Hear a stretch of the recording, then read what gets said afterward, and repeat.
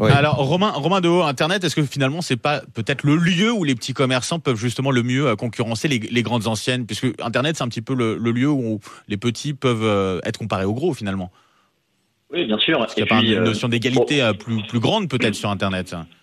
Aujourd'hui, on parle de e-commerce, bien entendu, mais avant le e-commerce, il y a un sujet de visibilité qui démarre sur Internet, comme le disait Eric juste avant. Ouais.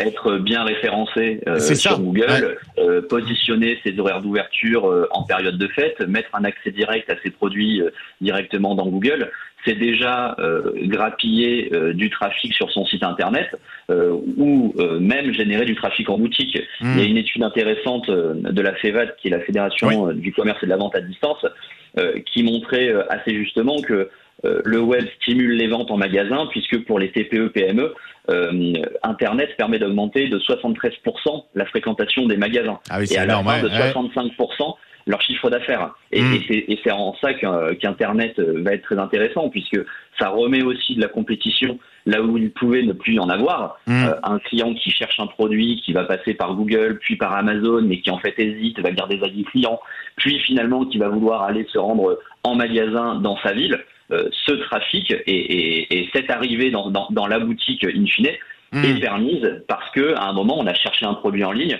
mais qu'on a besoin de le toucher, de s'adresser à un vendeur et de vérifier s'il y a bien la disponibilité en boutique. Donc l'un et l'autre fonctionnent ensemble.